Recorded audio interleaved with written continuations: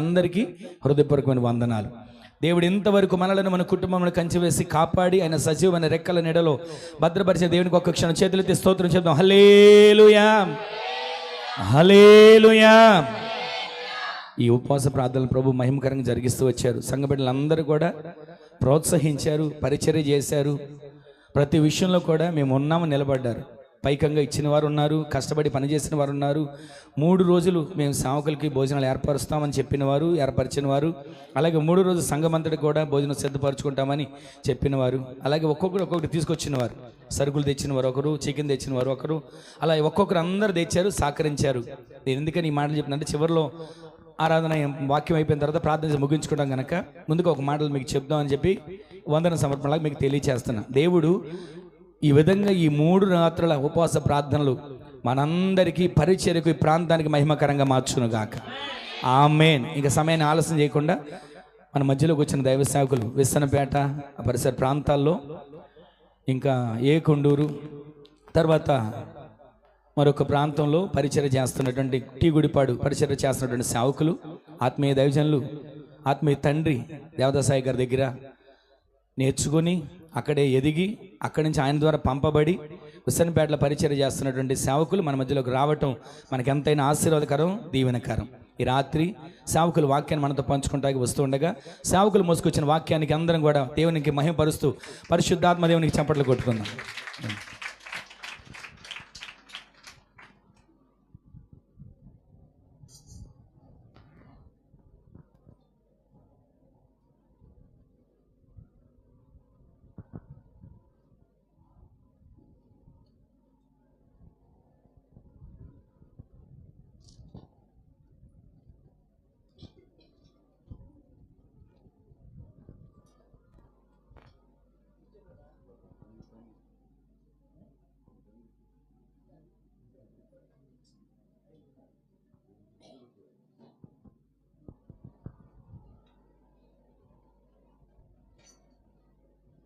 దేవునికి స్తోత్రం. హల్లెలూయా.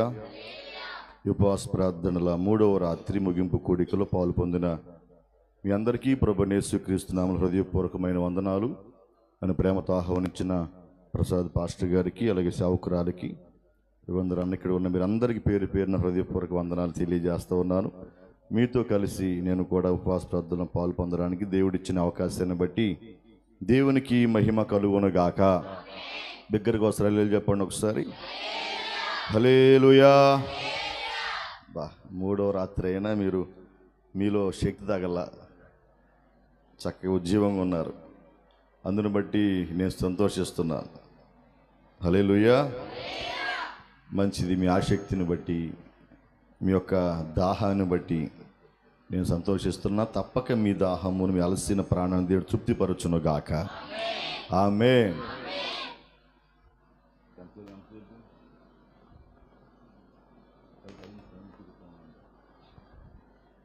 చివరి రాత్రి కదా, సరైన సమయానికి మనం ముగించుకుందాం. ఈ రాత్రి పరిశుద్ధాత్మ దేవుడు మనతో మాట్లాడును గాక. మీకా పుస్తకం 7వ అధ్యాయం మొదటి వాక్యాన్ని, 7వ వాక్యాన్ని శ్రద్ధగా చదువుదాం. వేసవి కాల పండ్లను ఏరుకున్న తర్వాతను, ద్రాక్ష పండ్ల పరిగి ఏరుకున్న తర్వాతను ఎలాగుండునో నా స్థితి అలాగే ఉన్నది. 7 అయినను 7వ వచనం, అయినను యెహోవా కొరకు నేను ఎదురు చూచెదను, రక్షణకర్తయగు నా దేవుని కొరకు నేను కనిపెట్టి ఉందును. నా దేవుడు నా ప్రార్థన ఆలకించును. ఆమేన్. హల్లెలూయా. మొదటి వచనంలోనేమో వేసవికాల పండ్లను ఏరుకున్న తర్వాత, ద్రాక్ష పండ్ల పరిగి ఏరుకున్న తర్వాత ఎలాగుండునో నా స్థితి అలాగే ఉన్నదన్నాడు. 7వ వచనంలో ఏమన్నాడు? అయినను యెహోవా కొరకు నేను ఎదురు చూస్తాను, రక్షణకర్తయగు నా దేవుని కొరకు నేను కనిపెట్టి ఉంటాను, నా దేవుడు నా ప్రార్థన ఆలకిస్తాడు. జాగ్రత్తగా ఈ వాక్యాన్ని మనం పరిశీలన చేస్తే తన స్థితి ఎలాగుందట? మొదటి వచనంలో పరిగి ఏరుకున్న తర్వాత, పరిగంటే తెలుసుగా, పొలాలు ఉన్న గీటు ఆ కోత అయిపోయిన తర్వాత కుప్పలు వేసిన తర్వాత అదే దాని ఏమంటారు, పనులన్నీ కుప్పగా మార్చేటప్పుడు కట్టి అద కడతా ఉంటారు మా ఏరియాలో. మరి ఇక్కడ ఏదైనా ఓకే, కట్టి అద కట్టేటప్పుడు అక్కడక్కడ కంకులు మిగిలిపోతే ఆ కంకుల్ని ఏరుకుంటారన్నమాట. మేము చిన్నప్పుడు చక్కగా ఏరుకునే వాళ్ళు, వెళ్ళి పరిగేరుకుని తెచ్చుకొని దొలగొట్టుకుని ఆ మానుకో సోల అంటారు, సోలగా ఎంత అయితే చక్కగా అమ్ముకుని ఆ డబ్బులు తీసుకొచ్చి ఎంత కొనుక్కుంటే ఎంత హాయిగా ఉండేదో. అంటే నేను కష్టపడి నేను సంపాదించానని, నాన్న నడకుండా అమ్మ నడకుండా కష్టపడి నేను పరిగేరుకొని చక్కగా వడ్డమ్మి ఆ డబ్బులు తింటే ఎంత బాగుంటుందో, ఆ డబ్బులు అమ్మి కొని తింటే. మరి ఇక్కడ ఈ యొక్క మేకప్ భక్తుడు ఏమంటున్నాడు, నా స్థితి ఎలా ఉంది తెలుసా, పరిగి ఏరుకున్న తర్వాత ఎలా ఉంటుందో అలా ఉంది నా స్థితి అన్నాడు. పరిగెరుకున్న తర్వాత ఎట్లుంటుంది చెప్పాలి. పరిగి ఏరుకున్న తర్వాత అంట పొలం ఎట్లా ఉంటుంది, పరిగి కూడా ఏరిన తర్వాత ఏముండదు.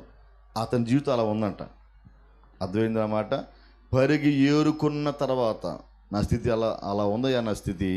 అయినను అనే మాట, అయినను యెహోవా కొరకు నేను ఎదురు చూస్తాను, రక్షణకర్త నా దేవుని కొరకు నేను కనిపెడతాను, నా దేవుడు నా ప్రార్థన ఆలకించును. ఆమేన్, హల్లెలూయా. ఈ రాత్రి, ఈ చివరి రాత్రి ఒకవేళ నీ స్థితి కూడా శూన్యమైపోయి ఏ అవకాశం లేకుండా అంత నిరాశలో ఒకవేళ ఉండి ఉంటే, అయినా నువ్వేం చేయాలి తెలుసా, దేవుని సన్నిధిలో ప్రార్థన చేయగలిగితే, ఆయన కొరకు కనిపెట్టగలిగితే తప్పక నా దేవుణ్ణి స్థితిని మార్చునుగాక. ఆమేన్. నీ పరిస్థితి నా దేవుడు మార్చునుగాక. నువ్వు ఏ స్థితిలో కృంగిపోయినా నిరాశ పడొద్దు. సహజంగా మనకి నిరాశ ఎక్కువగా ఉంటుంది. అంత శూన్యమైనప్పుడు ఎందుకు ప్రార్థన చేయాలి, నేను ఎందుకు దేవుని మందిరానికి వెళ్ళాలి, ఏముందని వెళ్ళాలి, ఏం జరుగుద్దని వెళ్ళాలి. కొన్నిసార్లు మన పరిస్థితి చాలా బాధగా ఉన్నప్పుడు ప్రార్థన కూడా మానేసిన రోజులు ఉంటాయి, మందిరం మానేసిన రోజులు ఉంటాయి. ఇంకెందుకులే ప్రార్థన, ఇంకెందుకు ఉపవాస ప్రార్థన, ఇంతకాలం చేశాను ఏం జరిగింది అని కొంచెం నిరాశతో కూడిన పలుకులు ఒకవేళ పలుకుంటే, ఈ యొక్క భక్తుడు అంటాడు, అయినను నా స్థితి ఎంత ఘోరంగా ఉన్నా నా స్థితిని మార్చే దేవుడు ఉన్నాడు గనక ఆ దేవునికి నేను ప్రార్థన చేస్తామని చెప్పండి. హల్లెలూయా. నా దేవుడు నా ప్రార్థన ఆలకిస్తాడు, నా దేవుడు నా స్థితిని మారుస్తాడు, నా స్థితిగతులు మార్చగలిగిన వాడు, నా పరిస్థితులు మార్చగలిగిన వాడు నా దేవుడు అనే విశ్వాసంతో అతను అంటాడు, నా ప్రార్థన నా దేవుడు ఆలకిస్తాడు. గట్టిగా ఆమేన్ చెప్పండి. ఈరోజు వర్తమానం ఏంటి తెలుసా, నీ స్థితిని మార్చే దేవుడు. ఆమేన్ చెప్పండి. హల్లెలూయా. మన స్థితిగతులు మార్చగలిగిన దేవుడు ఒకడే ఉన్నాడు, ఆయన మనం ఆరాధన చేస్తున్న దేవుడు. ఈ రాత్రి ఈ ముగింపు కూడికలో మీ స్థితిగతులు నా దేవుడు మార్చునుగాక. హల్లెలూయా. నువ్వేం చేయాలి, ప్రార్థన చేయాలి. అర్థమైందన్నమాట. ప్రార్థన చేస్తే స్థితి మారుతుంది. మన బలహీనత ఏంటి, ఇంకేం చేస్తాంలే అని మనం అంటాం. మరి ఈ భక్తుడు ఏమంటాడు, నా స్థితి ఏంటి బాబు, పరిగెరుకున్న తర్వాత ఎట్లుంటుంది అయ్యా, అలా ఉంది నా పరిస్థితి. అప్పుడప్పుడు కూర అంతా వేరే దానిలో పెట్టిన తర్వాత అన్నం పెట్టి ఏం చేస్తారు, కలిపేసి తినేస్తారా, తర్వాత ఏముంటుంది దానిలో చెప్పాలి. ఉన్నది కూడా లాగేస్తాం కదా, ఏముండదు కదా. ఇతని స్థితి అలాగ ఉందంట, ఏమి లేదే నా స్థితి, అంతా అయిపోయిందట. పరిగెరుకున్న తర్వాత ఎట్లా ఉంటుంది అట్లా ఉంటుంది. అయినను నేను నా దేవుని కొరకు ఎదురు చూస్తున్నాను, నా దేవుడు నా ప్రార్థన ఆలకిస్తాడు. ఆమేన్. ఒక మాట చెప్తాను, మీ స్థితిగతులు ఎలా ఉన్నా ప్రార్థన మానొద్దు. ఎందుకు తెలుసా, ప్రార్థన చేసినప్పుడు నీ పరిస్థితి నా దేవుడు మార్చునుగాక. విశ్వాసంతో ఎదురు చూడు, విశ్వాసంతో ప్రార్థించే. నాకు ఈ మాట చదివినప్పుడు చాలా ఆశ్చర్యం వేసింది. మనమైతే నేను కూడా ప్రార్థన చేయాలంటుంటే ఇంకెందుకు ప్రార్థన, పరిగెరుకున్న తర్వాత ఏమైపోయింది, జీవితం శూన్యమేగా.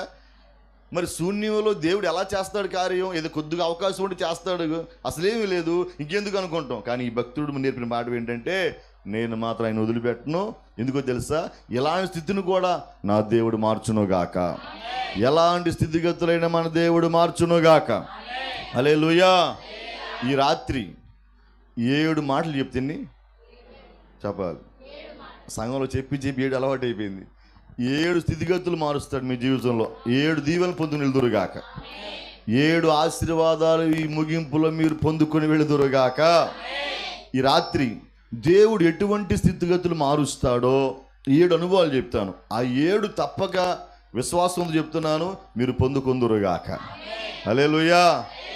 మొదటి మాటలోకి వెళ్తున్నాను.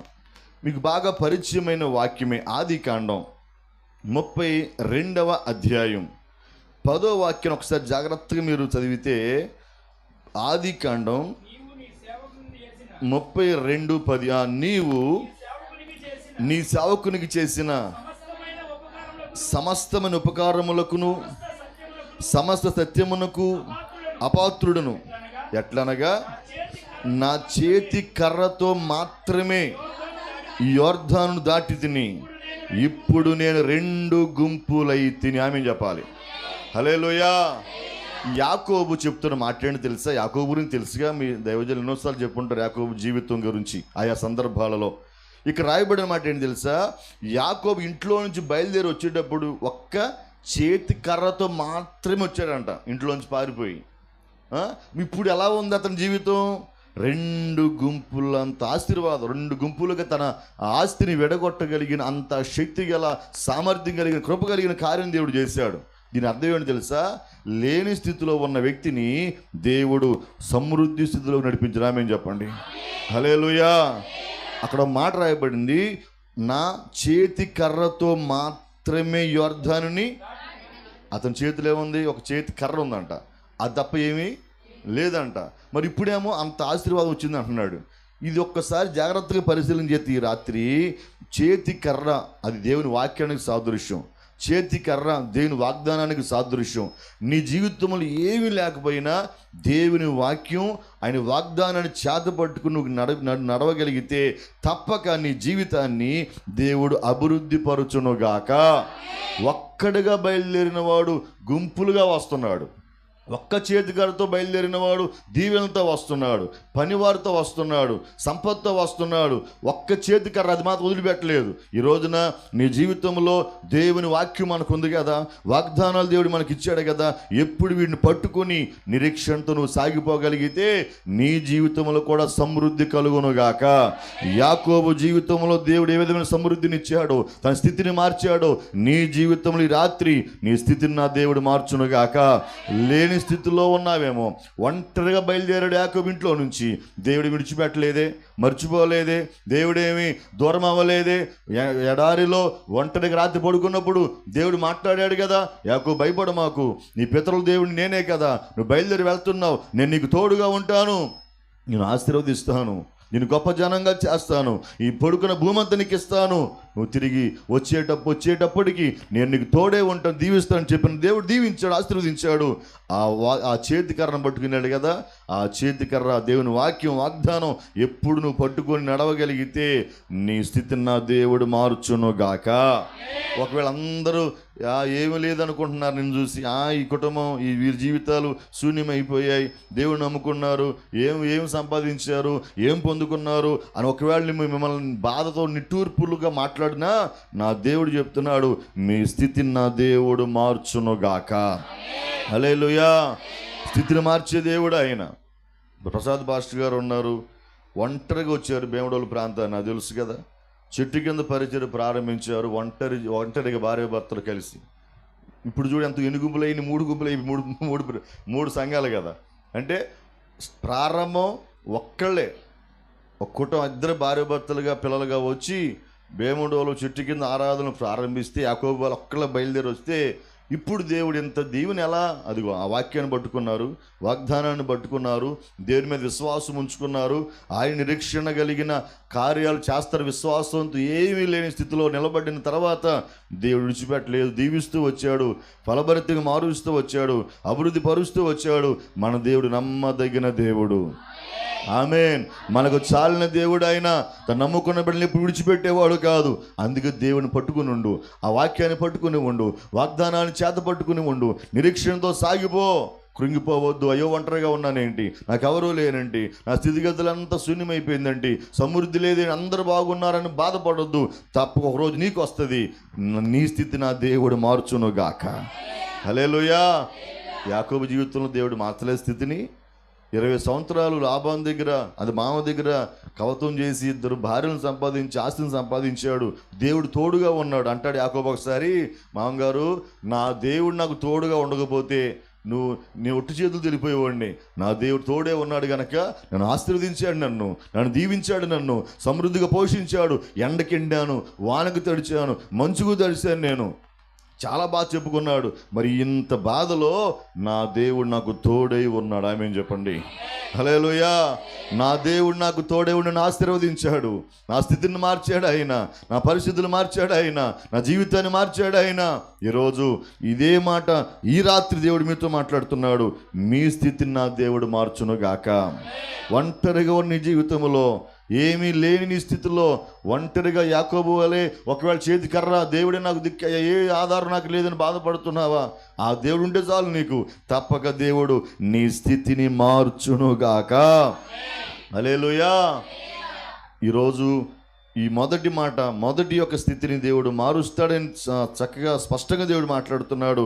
ఈ మొదటి మాట, ఈ మొదటి స్థితి, ఏది లేని స్థితిలో నుంచి ఉన్నత స్థాయిలోకి ఎలా వెళ్ళాడో మీ కుటుంబాలని దేవుడు ఆ విధంగా దీవించునుగాక.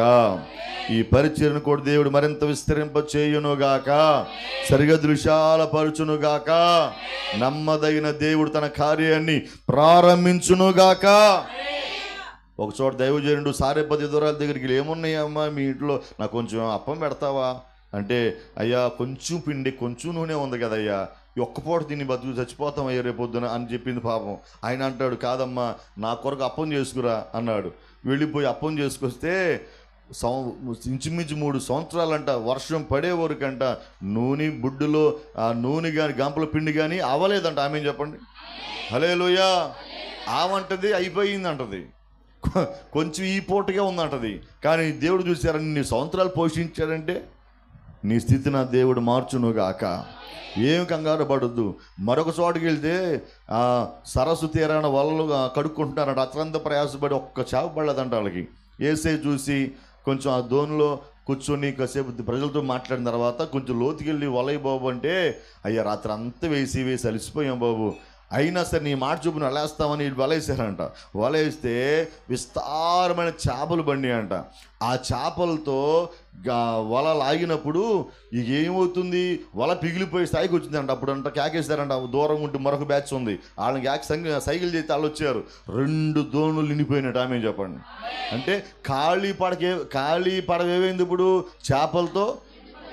స్థితి మారలేదా? ఈరోజు మీ జీవితం కూడా మీ స్థితిని దేవుడు మార్చునుగాక. ఖాళీ పడవా అనుకుంటున్నావా? సమృద్ధి అనే చేపలు 2 దోణులు, ఒక దోణి కాదంట, ఆ దోణి కూడా వస్తే 2 దోణులు నిండిపోయినాయి అంట చేపలు. అంతకుముందు ఖాళీ పడవ, రాత్రంతా ప్రయాసపడ్డారు మేఘల్లా. చాలామంది ఈరోజు అదే బాధపడతారేమండి, గొడ్డు చాకరీ చేస్తున్నా, ఓవర్ డ్యూటీలు చేస్తున్నా, రాత్రి పగళ్ళు పని చేస్తున్నాం, ఏం మిగలట్లేదని బాధపడమాక. దేవుడు దీవించునుగాక. ఏమీ లేదని వేదన పడద్దు. మీ స్థితిని నా దేవుడు మార్చునుగాక. సమృద్ధిగా మీ కుటుంబాలు పోషించబడునుగాక. ఈ రాత్రి మొదటి మాట చెప్తున్నాను, స్థితిని మార్చే దేవుడని చెప్తున్నాను. అయితే ఆ స్థితిని ఎలా మార్చి, లేని స్థితిలో నుంచి ఒక్క చేతికారుతో బయలుదేరిన వాడిని దేవుడు ఎంత దీవించాడో, ఈరోజు ఈ చివరి రాత్రి మీ స్థితిగతులు నా దేవుడు మార్చునుగాక.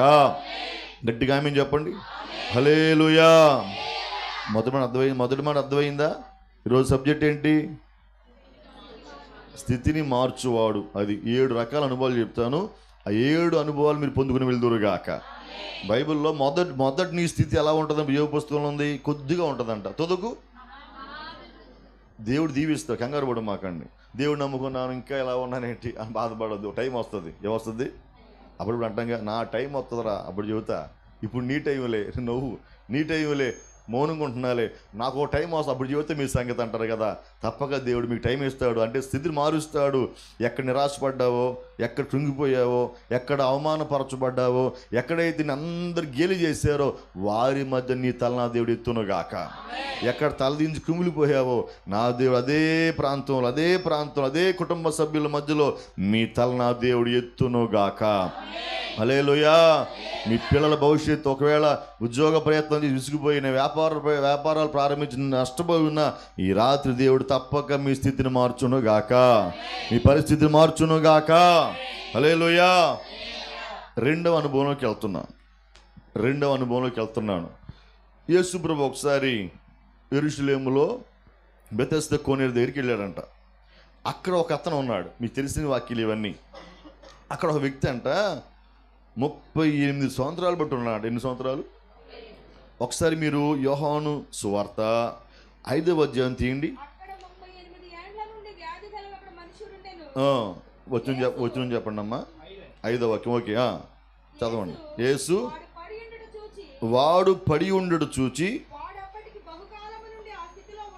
అది మళ్ళా మాట చదవండి. వాడు అప్పటికి బహుకాలము నుండి ఆ స్థితిలో ఉన్నాడని ఎరిగి స్వస్థత పడగోరుచున్నావా అని అడిగితే ఆయన ఏమన్నాడంటే, అయ్యా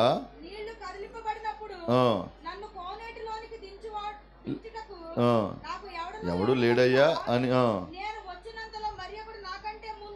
దిగిపోతున్నాడు. చెప్పండి, చదవండి. నీవు లేచి నీ పరుపెత్తుకుని నడుమని వానితో చెప్పగా వెంటనే వాడు స్వస్థత పొంది తన పరుపెత్తుకుని నడిచి. గట్టిగా ఆమేన్ చెప్పండి. హల్లెలూయా. రాయబడిన మాటలో వాడప్పటికి బహుకాలము నుండి ఆ స్థితిలో ఉన్నాడని ఎరిగి. ఆ మాట జాగ్రత్త గుర్తుపెట్టుకోండి. బహుకాలము నుండి ఆ స్థితి. ఏ స్థితి? పడి ఉన్నాడంట రోగంతో. ఎన్ని సంవత్సరాలు? 38. బహుకాలమే మరి 38 సంవత్సరాలంటే మామూలు విషయమా? 38 సంవత్సరాలంటే అన్ని సంవత్సరాలు బహుకాలంగా బాధపడుతున్నాడంట. దేవుడు అక్కడ అడుగు పెట్టాడు. అతన్ని ఒక మంచి మాట పొరిపెత్తి నడమని చెప్పినప్పుడు లేచి నడిచాడంట. వెంటనే స్వస్థత కలిగింది. ఆమేన్ చెప్పండి. హల్లెలూయా. రెండో మాట చెప్తున్నాను. బహుకాలము నుండి అంటే దీర్ఘకాలంగా, ఒకవేళ ఏ స్థితిలో నువ్వు పడిపోయావో, ఏ మేలు జరక్క వేదన పడుతున్నావో, ఈ ముగింపు కూడా దేవుడు మాట్లాడుతున్నాడు.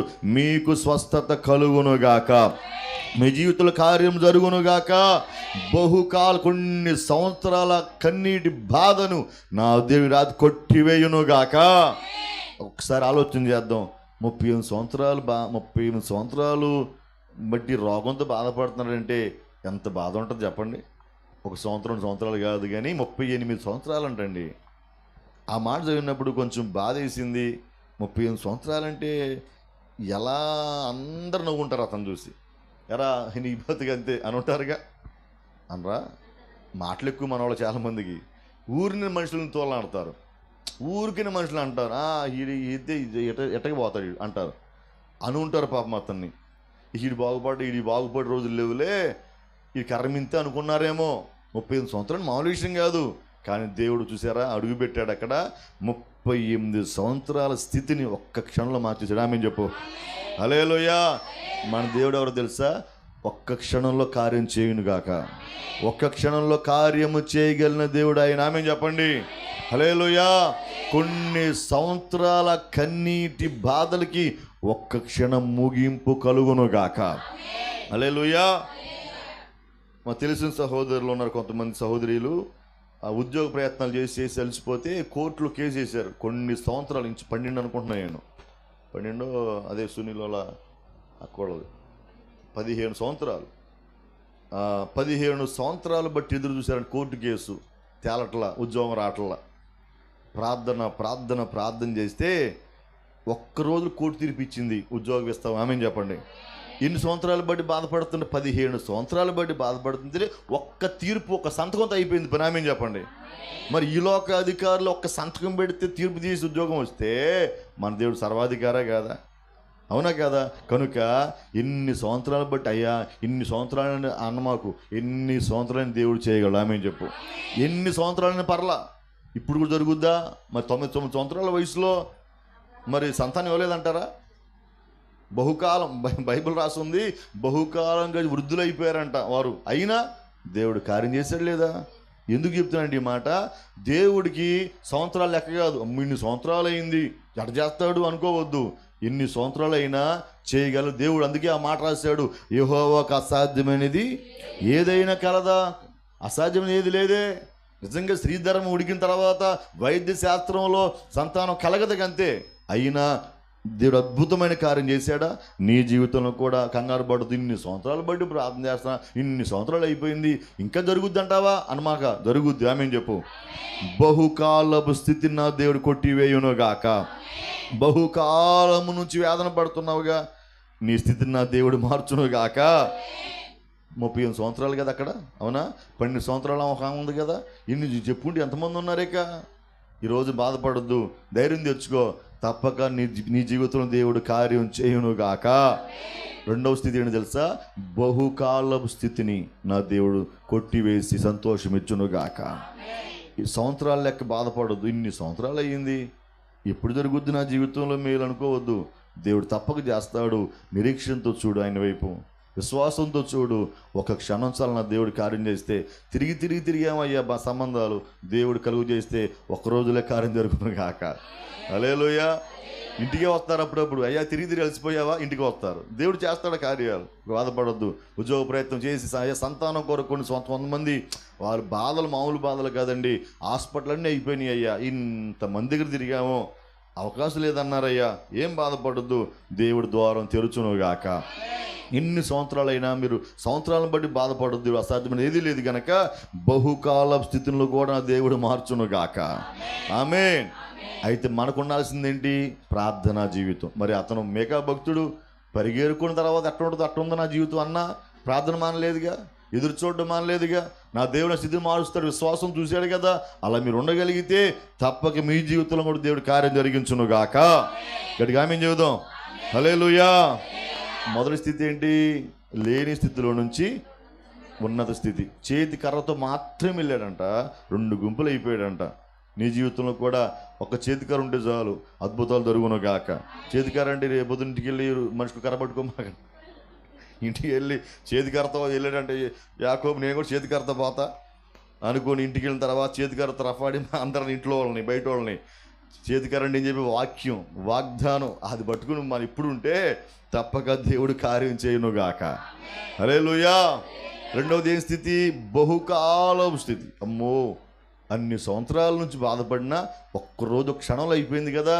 నీ జీవితంలో కూడా బహుకాలం నుంచి దీర్ఘకాలంగా బాధపడుతున్న ఈ నీ స్థితి చివరి ముగింపు ఉపవాస ప్రార్థన కూడికలో నా దేవుడు మార్చునుగాక. హల్లెలూయా. మూడో అనుభవంలోకి వెళ్ళిపోతున్నాను. మీకు బాగా తెలిసిన విషయాలు గుర్తు చేస్తున్నా. దైవజనం చాలా విషయాలు మీకు తెలియజేస్తారు. ఎందుకంటే ఆత్మీయ దేవదాస్ ఐగ దగ్గర పెరిగిన వాళ్ళం కదా. మ్యాక్సిమం అందరికి ఉపదేశం దేవుడు కృప ఇచ్చాడు కనుక మరో గుర్తు చేస్తానంతే మరొక కొన్ని విషయాలు. ఒకసారి యేసు ప్రభు శిష్యులు కలిసి ధోని మీద ప్రయాణం సరస్సులో వెళ్తూ ఉన్నారండి. అకస్మాత్తుగా మీకు తెలియదు ఏమొచ్చింది? తుఫాను, కొంచెం గాలి వీచింది, కొంచెం వాతావరణం మారిపోయింది. నీళ్ళన్నీ ఆ ధోనిలోకి వచ్చేస్తున్నాయి. యేసయ్య పడుకున్నాడు, వీళ్ళేమో తోడి బయటికి తోడేస్తున్నారు. అయినా అవట్ల పని. అప్పుడు కొంచెం విసుగొచ్చింది, బాధ వచ్చింది. అయ్యో అయిపోయింది మనకి, ఎంత తోడినా నీళ్ళు వెళ్ళట్లేదు, ఈ తుఫానులకి మనకి ఇబ్బంది అయిపోతుంది అనుకుంటున్నారంట. ఒకసారి మీరు లూకా సువార్త 8వ అధ్యాయం 23వ వాక్యం ఒకసారి చూద్దాం. 23. వారు వెళ్ళుచుండగా నిద్రించెను. అంతలో గాలివాన సరస్సు మీదకి వచ్చి నీళ్లతో నిండినందున వారు అపాయకరమైన స్థితిలో ఉండిరి. ఏ స్థితి అంటే ఇది? అపాయకరమైన స్థితిలో ఉన్నారంట. అప్పుడు ఏం జరిగింది? ఆయన వద్దకు వచ్చి ప్రభువా నశించిపోతున్నాం అని చెప్పి ఆయన లేపిరి. ఆయన లేచి గాలిని నీటి పొంగును గద్దింపగానే అవి అణిగి నిమ్మళమాయను. ఆమె చెబుదామా? హల్లెలూయా. జాగ్రత్త వినండి వాక్యాన్ని. 3వ అనుభవంలోకి వెళ్ళాను. స్థితిని మార్చే దేవుడు గురించి చెప్తున్నాను. మన దేవుడు ఎవరో అది గుర్తుపెట్టుకోండి. ఈరోజు 3వ కార్యం చెప్తున్నాను. ఇక్కడ ఏ స్థితిలో ఉన్నారు వీళ్ళు? అపాయకరమైన స్థితి. ఎందుకు చెప్తున్నాను అపాయకరమైన స్థితి అంటే? వాళ్ళు ఎక్కడ ఉన్నారు? సముద్రంలో ఉన్నారు, ధోనిలో ఉన్నారు. ధోని నీళ్ళు తిండితే ఏమవుతుంది? ధోనే తేలద్దా? చెప్పాలి. మునిగిపోతే ఏమవుతారు? అంతేగా. అందుకే అపాయకరమైన స్థితిలో ఉన్నారు. ఆయన లేపారు. ప్రభువా నశించిపోతున్నామని లేపినప్పుడు ఆయన ఒక్కసారి గద్దించారంట. ఆమె చెప్పండి. నీటిని ఆ సముద్రాన్ని గద్దిస్తే అవి నిమ్మళమాయను. దేవునికి మహిమ కలుగును గాక. హల్లెలూయా. అప్పుడప్పుడు మన కుటుంబాల్లో కూడా తుఫానులు లేగుతాయా? చూస్తారేంటి? తుఫాన్లు ఇంట్లో తుఫాన్లు వేస్తే అప్పుడప్పుడు ఆ తుఫాన్లకి అప్పుడప్పుడు కంచాలన్నీ సౌండ్లు వస్తూ ఉంటాయి. బిందులు కానీ, లోటాలు కానీ, కంచాలు కానీ దెబ్బ ఎత్తి పడేయడం కానీ, ఇక రకరకాల సమస్యలు తుఫాను అనమాట. తుఫాను కొన్నిసార్లు కుటుంబాల్లో ఇలాంటి పరిస్థితులు వస్తున్నాయి. దేవుడు చెప్తున్నాడు, అవి గద్దించునుగాక. మీ కుటుంబం నెమ్మదిగా, ఇప్పుడు ప్రయాణం సాఫీగా సాగాలి సముద్రంలో, మరి ఇప్పుడు అపాయకరమైన స్థితిలోకి వచ్చేసారు. నీళ్ళన్నీ ఎందుకు వచ్చి నీళ్లు? ఆ తుఫాను వల్లనే కదా, గాలి వేయడం వల్లనే కదా.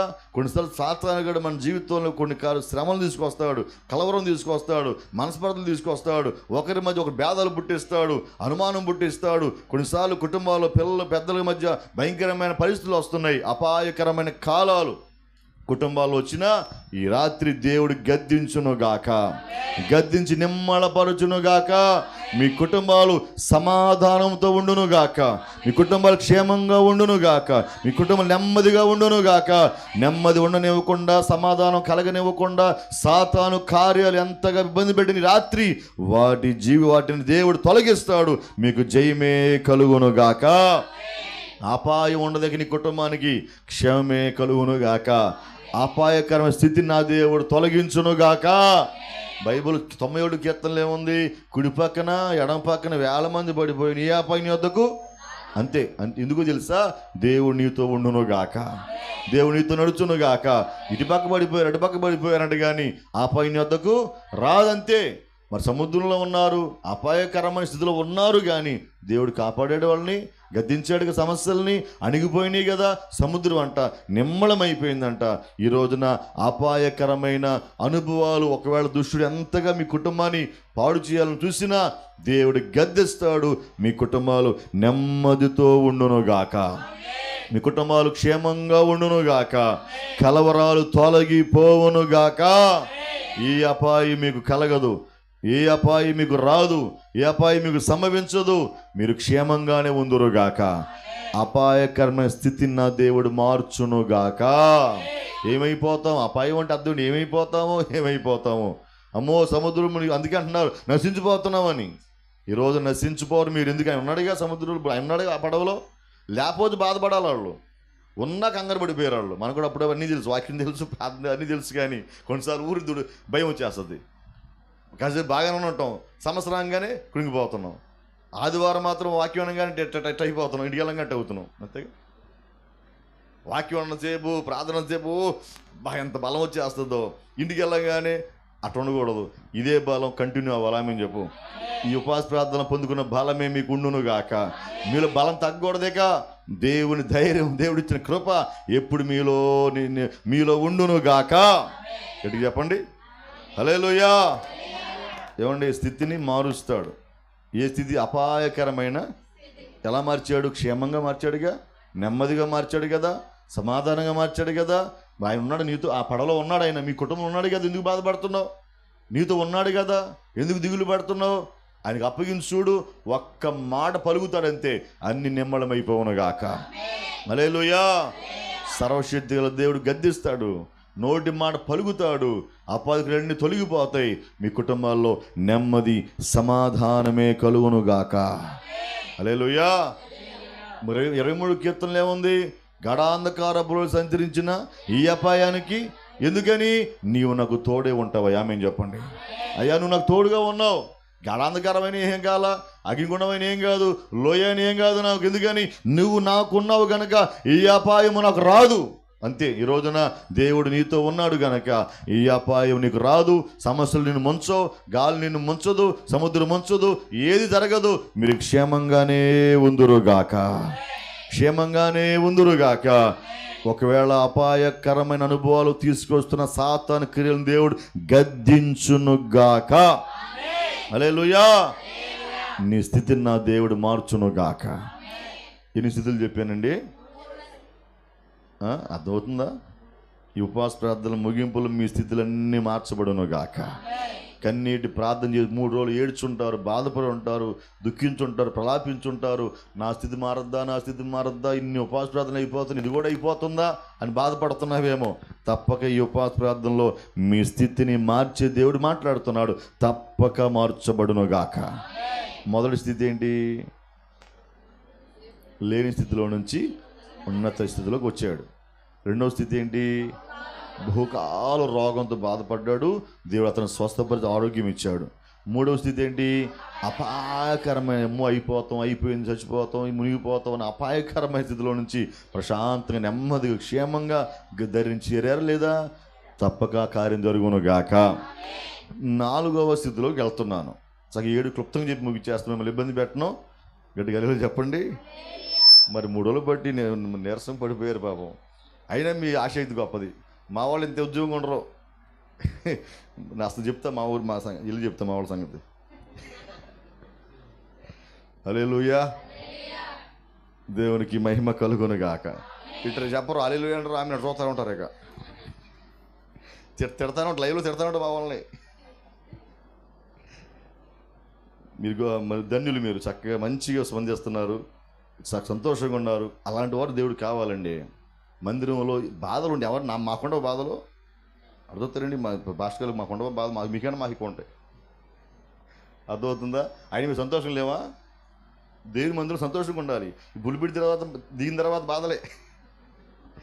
దేవుళ్ళు ఉన్నప్పుడు, మందిరంలో ఉన్నప్పుడు సంతోషంగా ఉండాలి. ఆమె చెప్పాలి. అన్నీ పక్కన పెట్టేసుకోవాలండి. ఇక దింపుడికి వెళ్ళమంటారు చూసారా? చచ్చిపోయిన అప్పుడప్పుడు ఏం చచ్చిపోయిన ఏం చేస్తారంటే దింపుడు కళ్ళ 3 కళ్ళలు ఉంటాయంట. మరి మీ ఊళ్ళో ఉన్నాయా? దింపుడు కళ్ళవని 3 సార్లు కింద పెడతారంట.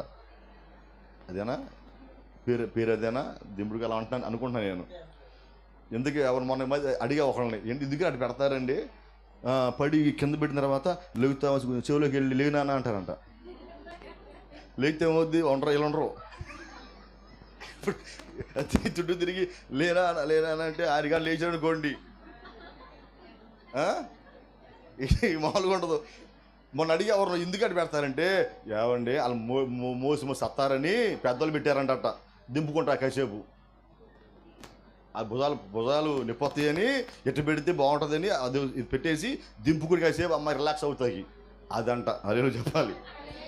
సరే, ఇప్పుడు మీ భారాలన్నీ ఇక్కడ ఏమవ్వాలి? పోవాలి. ఆమె చెప్పు. హల్లెలూయా. మీ భారాలు, ఈ బాధలన్నీ మర్చిపోవాలని మందిరంలో సంతోషంగా ఉందురుగాక. సరే, 4వ స్థితిలోకి వెళ్తున్నాను. ఒకసారి సమూయేలు మొదటి గ్రంథం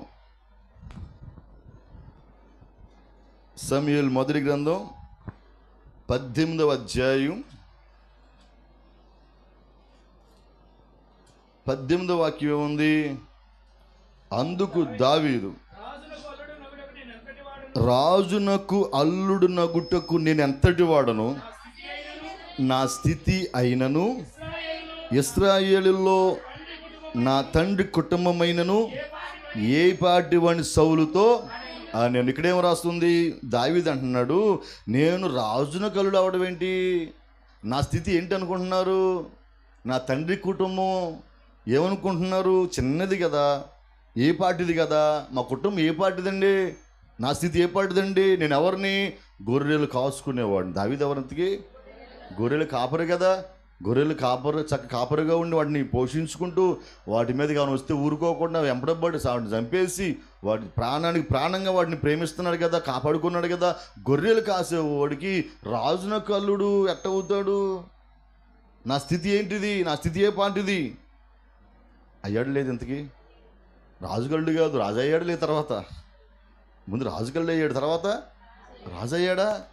స్థితి మారిందా లేదా? ఈ రోజున మీ కుటుంబం కనిష్టంగా హీనంగా ఉన్నా రోజులు ఒకలాగా ఉండవు. నా దేవుడు కనికరిస్తాడు.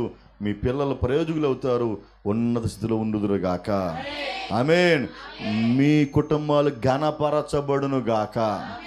ఘనహీన స్థితిలో నుంచి ఘనమైన స్థితిలో నా దేవుడు మార్చును గాక. నిరాకరించబడిన స్థితిలో నుంచి అందరు చేతులెత్తి సంతోషంగా జయకొట్టే స్థాయికి నా దేవుడు మార్చును గాక. హల్లెలూయా. తండ్రి కూడా ఈ దావీదునంట ఎందుకు పనికిరానోడకు చూశానంట. దావీదు తండ్రి ఎందుకని? అందరిని అన్నల సైన్యంలో పెడితే నువ్వు అందుకు పనికిరావు లేరా, నువ్వు గొర్రెలు కాసుకోమన్నాడు. అన్నాడు లేదు తండ్రి. తండ్రి దృష్టిలో కూడా ఎన్నిక లేనోడు, తండ్రి దృష్టిలో కూడా అతను హీన స్థితిలో ఉన్నాడు. సమూయేలు దైవజనుడు, దేవుడు చెప్పాడు వెళ్ళి ఆ కుమారులు ఒక రాజు చేస్తాను బొమ్మ అంటే అందరూ వస్తున్నారంట. అందరూ వస్తుంటే వీళ్ళు కాదు అన్నాడు ఆయన. చివరికి అయ్యా అయిపోయారా, మీ పిల్లలందరూ అయిపోయారా, నా దేవుడేమో మరి మీ పిల్లోడిని చేస్తానని రాజు చేస్తానని ఉన్నాడండి. ఏంటండి ఉన్నాడు, గొర్రెలు కాసుకుంటున్నాడు కదా, ఆయన రమ్మనండి అంటాడు ఈయన. ఆయన ఎందుకండి బాబు, ఆయన ఎందుకు ఇంతమంది వచ్చారు కదా మా పిల్లలు, ఆ యుద్ధంలో సైనికుడు, అమ్మో ఆడు రాజానుబాహుడు, వీడు అన్ని యుద్ధం నేర్పినవాడు కదండి. కాదండి, నా దేవుడు చెప్తున్నాడు తీసుకురమ్మనంటే గొర్రెలు కాసుకుని వచ్చారంట. వస్తే నేను కోరుకున్నవాడు ఇతడే. గట్టిగా ఆమేన్ చెప్పు. హల్లెలూయా. అందరు నిరాకరించిన, తండ్రి కూడా నిరాకరించిన దేవుడు ఎన్నుకొని గొర్రెలు కాసుకుని దావీదును సింహాసనం ఎక్కించాడు కదా, మీ కుటుంబాన్ని కూడా దేవుడు ఘనపరచును గాక. మీ స్థితి నా దేవుడు మార్చును గాక. బైబిల్లో మంచి మాట ఉంది, దీనులను ఉన్నత స్థితిలో ఉన్నత స్థానంలో దేవుడు నిలబెట్టును గాక, సింహాసనం ఎక్కించును గాక. ఘనహీన స్థితిలో నుంచి ఘనమైన స్థాయికి దేవుడు మారుస్తాడు. ఎన్నికలేని నీ కుటుంబాన్ని దేవుడు ఘనపరచును గాక. ఈ సంవత్సరం దేవుడు ఇచ్చిన వాగ్దానం, అల్పులు కాకుండా నేను వారిని విస్తరింప చేస్తాను, అల్పులు కాకుండా గనులుగా ఈ కుటుంబాలు ఈ సంవత్సరం మీ మార్చబడును గాక. ఈ పరిచర్య కూడా దేవుడు ఘనపరచును గాక, హెచ్చించును గాక, విస్తరింప చేయును గాక. దేవుని మాట నమ్మదగినది, విశ్వాసంతో ఉండండి. తప్ప వచ్చే సంవత్సరానికి ఇంకా సరిగా విశాల పరచబడును గాక. ఇక్కడికి ఆమేన్ చెప్పండి. హల్లెలూయా. పరిచర్యను దేవుడు ఘనపరచును గాక. దేవుడు ఘనపరుస్తాడండి, దేవుడు ఘనపరుస్తాడు. దేవుడు కోరుకున్న వాళ్ళు మనం, ఎన్నుకున్న వాళ్ళు మనం, దేవుని దృష్టిలో ఉన్నవాళ్ళు మనం, రక్తం చేత కడగబడిన వాళ్ళు మనం. ఎందుకు మర్చిపోతాడు ఆయన? ఏం బాధపడద్దు. నా కుటుంబాన్ని అసహించుకుంటున్నారు, ఇబ్బంది పెడుతున్నారు అని బాధపడుతున్నావా? వాళ్ళే వచ్చి పొద్దున నిన్ను సంతోషంగా నిన్ను ఘనపరిచి నీ దేవుణ్ణి ఘనపరచును గాక. మాకు సహోదరుడు ఉన్నాడు, హల్లెలూయా. సత్తుపల్లిలో మా ఒక సహోదరుడు ఉన్నాడు. అతని సాక్ష్యం చాలా గొప్పది. అన్యుల్లోంచి రక్షణ పొందిన తర్వాత ఒక్క చిన్న రూములో ఉండేవాడంట. చిన్న రూములో తన జీవితం ప్రారంభించాడు. ఇల్లు కూడా సరైన ఇల్లు లేదు, బంధువులు ఇంటికి వచ్చేవాళ్ళు కాదంట. చిన్న ఇంట్లో ఉంటే బంధువులు ఇంటికి వచ్చేవాళ్ళు కాదు, ఇంట్లోకి వచ్చేవాళ్ళు కాదంట. ఆడికి ఇల్లు లేదురా, ఇంట్లోకి ఏం వెళ్తాంలే అని అతని ముందంటే చాలా ఏడ్చేవాడు. ప్రభా, నా బంధువుల ఇంటికి రావట్లేదు కదా, నాకు ఇల్లు లేదని అని ఏడుస్తూ కొంతకాలం అలాగే ఏడుస్తూని ప్రార్థన చేసుకుంటే ఒక చిన్న వ్యాపారాలు ప్రారంభించుకున్నాడు. చిన్న వ్యాపారం దేవుడు దీవించాడు, అభివృద్ధి చేస్తే సత్తుపల్లిలో డూప్లెక్స్ ఇల్లు కట్టాడు. ఆమేన్ చెప్పండి. ₹1,00,00,000 ఇంచుమించు అటు ఇటుగా. సాక్ష్యం చెప్తుంటే చెప్పాడు ఒకరోజు సాక్ష్యం. నా స్థితి ఏంటో తెలుసా, అద్దింట్లో పూరి గుడుసులో మా ఇంటికి ఎవ్వరు బంధువులు కూడా రాని స్థితిలో మా కుటుంబం ఉండేది. నా కన్నీరు నా దేవుడు చూశాడు. అందరు పిలుచుకొచ్చాడు, అందరినీ. ఏది గృహప్రవేశం వస్తారుగా, అందరూ చూస్తున్నారు ఇంటిని. ఇది ఒకప్పుడు ఇంటికి రావు అన్న వాళ్ళు ఉన్నారు కదా, వాళ్ళందరూ ఆశ్చర్యపోతున్నారు. సాక్షిని తర్వాత చెప్పాడు, నా దేవుడు నన్ను ఘనపరిచాడు. ఆమేన్ చెప్పండి. దేవుడు నన్ను హెచ్చించాడు. దేవుని కృప అన్నాడు అంతే, నాదేమీ లేదు. నా దేవుడు నన్ను కనికరించాడు. నా ప్రార్థన నా దేవుడు విన్నాడు. నా కన్నీరు నా దేవుడు చూశాడు. ఎన్నో రాత్రులు ఏడ్చాను నేను, ప్రభా నా ఇంటికి ఎవరు రావట్లేదు, ఒక్క ఇల్లు, చిన్న ఇల్లు అంటే దేవుడు ఇంత పెద్ద ఇల్లు ఇచ్చాడని సంతోషపడి అందరూ ఆశ్చర్యపోయారండి. నీ స్థితి కొంతకాలం ఒకవేళ ఘనహీనంగా ఉన్నా ఓ రోజు వస్తుంది, చెప్పే టైం వస్తుంది. మిమ్మల్ని నా దేవుడు ఘనపరచును గాక.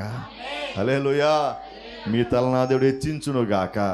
ఇతను అంటాడు, నా స్థితి ఏంటయ్యా, రాజును కళ్ళు అవటం ఏంటి, ఆ స్థితి గొర్రెలు కాసుకునేవాడు కదా. అప్పుడప్పుడు అంటాం, ఏమండి అంత ఆ సంబంధం ఎట్ట వచ్చింది, వీళ్ళకి వస్తాయి మీ పిల్లలకి సంబంధాలు. ఆమేన్ చెప్పండి.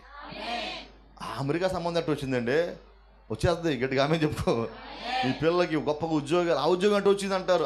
అలా దేవుడు చేయును గాక. దేవుడు కనికరిసి జరుగుద్దండి, జరుగుతుంది. ఆమేన్ చెప్పుకోండి. ఏమండి, దేవుడు కనికరిస్తాడు, మీ స్థితిగతులు మారుస్తాడు, ఘనమైన కార్యాలు చేస్తాడు. మీరు ఎన్నిక లేని వాళ్ళే, కానీ సంబంధాలు ఉద్యోగాలైనా గొప్ప కుటుంబాల్లో మీ బిడ్డలు వెళ్దురుగాక. హల్లెలూయా. దేవుడు కల్పిస్తాడు ఇది. అంతకాలం నిరాశలో ఉన్నా దేవుడు ద్వారం తెరుస్తాడు. అదే అంటాడు దావీదు, అయ్యా నా స్థితి ఏ పాటిది నాయనా, దేవుడే మర్చిపోలేదే, రాజుగా సింహాసనం ఎక్కించాడే. ఈ రోజున ఘనహీనమైన స్థితిలో నుంచి ఘనమైన స్థితిలో దేవుడు పెట్టును గాక. ఆమేన్. ఎన్నైనాయండి చెప్పాలి. ఇలా చూసుకుంటే మరీ గురించి బైబిల్ ఏమో దీన స్థితి అంట. బైబిల్ ఏమంటుంది, మరియా ఆయన తన దాసురాలి దేన స్థితిని కటాక్షించాడు. అయ్యా నేను ఎందుకు పనికిరాను వాడిని, ఎన్నిక లేని దాన్ని, ఇప్పుడు నా దేవుడు సర్వశక్తిమంతుడే దేవుడే నా కడుపులో పుట్టాడంటే, నా కడుపు ద్వారా పుట్టాడంటే అందరు ధన్యురాలు అన్నారని. మరి చూసారా, ఆమె చెప్పుద్ది, నా దీన స్థితి నా దేవుడు కటాక్షించాడు. ఆమె మీ దీన స్థితి నా దేవుడు కటాక్షించును గాక. మిమ్మల్ని దేవుడు గనులుగా చేయును గాక. హల్లెలూయా. ఎన్ని బా ఎన్ని 4 స్థితులు మారుస్తాడు. ఎన్ని ఉన్నాయి? టైం ఎంత ఉంది? హల్లెలూయా. 3 ఉన్నాయి సార్, స్పీడ్గా చెప్పేస్తాలే. 7 అనుభవాలు మేము చెప్పండి, 7 పొందుకుని వెళ్దురు గాక. ఆమేన్. తప్పక విశ్వసించి ప్రార్థన చేసుకోండి, జరుగును గాక.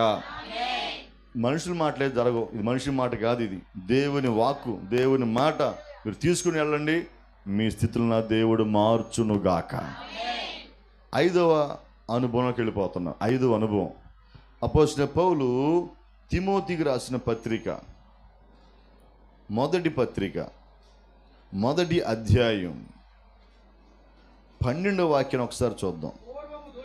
పూర్వము దోషకుడును హింసకుడును హానికరుడైన నన్ను తన పరిచర్యకు నియమించి నమ్మకమైన వానిగా ఎంచినందుకు నన్ను బలపరిచిన మన ప్రభువైన అయిన క్రీస్తు యేసుకు కృతజ్ఞుడనై ఉన్నాను. హల్లెలూయా చెప్పండి. అక్కడ పూర్వం అని ఉంది. అక్కడ ఏముంది? పూర్వం ఎవరంటే ఇతను దోషకుడు, హింసకుడు. మరి ఇప్పుడు దేవుడికి నమ్మకమైన వాడుగా మారాడు. గట్టిగా ఆమేన్ చెప్పండి. పూర్వము కఠినమైన హృదయం. మీరు తెలుసుగా ఈ సౌలు పౌలుగా మారిన చరిత్ర ఎన్నోసార్లు వినే ఉంటారు కదా. ఎంత భయంకరుడంటే, ఎక్కడ ప్రార్థన చేస్తున్నా అక్కడ వాలిపోతాం, వాళ్ళని హింసించడం, గాయపరచడం, తీసుకెళ్ళి కారాగారంలో పడేయడం. అదే డ్యూటీకి, అతనికి డ్యూటీ అదే. అలాంటి మొండి అతను, అలాంటి కఠిన హృదయుడు, దోషకుడు, హింసకుడు, హానికరుడు. ఒకరోజు దేవుని దర్శనం చూశాడు. ఆమేన్ చెప్పండి. వెలుగును చూశాడంట. కళ్ళు పోయి కళ్ళు కనబడతల్లా, పడిపోయాడు. అప్పుడు దేవుడు మాట్లాడాడు, నీవు హింసించున్న యేసుని నేనే అని పలికాడు. అప్పుడు గుర్తుపట్టాడు, అయ్యో దేవా నువ్వే దేవుడు అయ్యా. గుర్తుపట్టాడు. తర్వాత దైవజనుడి ప్రార్థనతో కళ్ళు మళ్ళీ వచ్చాయి. వెంటనే బాప్తిస్మం పొంది అప్పుడు దేవుని కాడి మోస్తూ, ఇప్పుడు తిమోతికి ఉత్తరం రాస్తా అంటాడు, పూర్వం నేను అలాంటి వాడిని, ఇప్పుడు దేవుడు నన్ను నమ్మకమైన వాడికి ఎంచాడు, అందుకు దేవునికి కృతజ్ఞుణ్ణి. సరే, ఈ మాట మీకు చాలా జాగ్రత్తగా వినండి. మీ ఇంట్లో భర్తలు ఉంటారు కదా, ఉన్నారా? కొంతమంది ఇంట్లో భర్తలు భయంకరమైన తాగుబోతులుగా ఉంటారు, జోదుగాళ్ళుగా ఉంటారు, కఠినంగా ఉంటారు. కానీ దేవుడు అంటాడు, అటువంటి వారిని దేవుడు మార్చును గాక. కఠినస్తుల్ని నా దేవుడు మార్చును గాక. భయంకరంగా దూషించే వాళ్ళు ఉంటారు కదా, హింసించే వాళ్ళు ఉన్నారు కదా, వారిని నా దేవుడు మార్చును గాక.